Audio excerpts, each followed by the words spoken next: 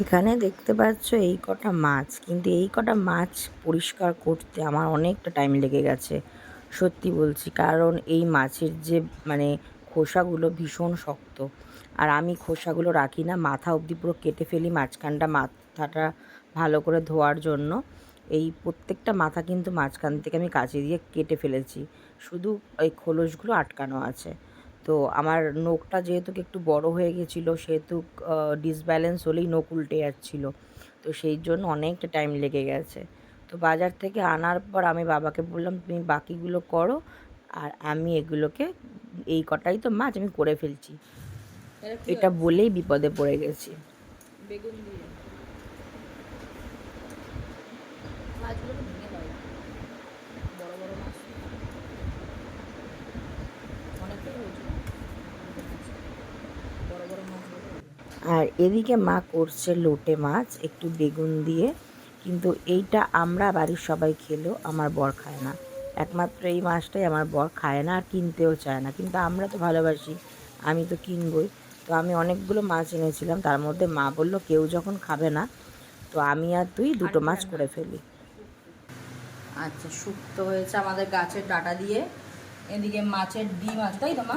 মাছের ডিমের বড়া হবে। মাছের তেল কোথায়?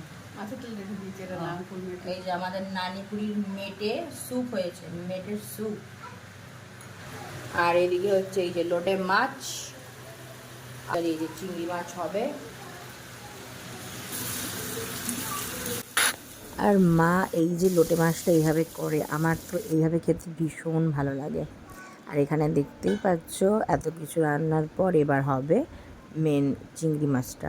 তো মা প্রথমেই দেখতে পাচ্ছ কড়াইতে তেল দিয়ে পেঁয়াজটাকে ভালো করে তেলের মধ্যে ভেজে এর মধ্যে পোস্ত কাঁচা লঙ্কা বাটা দিয়ে দিল, দিয়ে ভালো করে এটাকে কষিয়ে নিচ্ছে। দেখতেই পাচ্ছ যতক্ষণ না তেল ছাড়বে মা ভালো করে কষিয়ে নেবে। এরপর দিয়ে দিচ্ছে নুন, একটু সামান্য স্বাদ মতো চিনি, আর এরপর সামান্য একটু জল দিয়ে দিল। তারপর কিন্তু ভালো করে এই মশলাটাকে কষিয়ে নেবে যতক্ষণ না তেল বের হচ্ছে।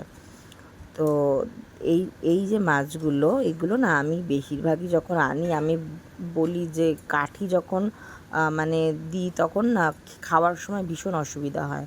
তাই মাকে বললাম আজকে মাছগুলোতে একটু কাঠি দিয়ে দিই, তো কি মনে হলো কাঠি দিয়ে দিলাম।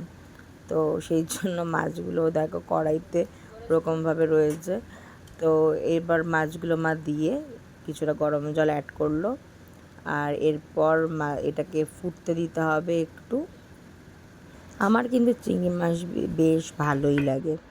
আর এরপর মা একটু কাজু হাতে বেটে নিচ্ছে, কারণ অল্প কাজু, সেই জন্য মিক্সারে দিয়ে কোনো লাভ নেই, তো মা হাতে বাটতেই পছন্দ করে। আর এখানে রয়েছে দেখো দই আর কোকোনাট পাউডার।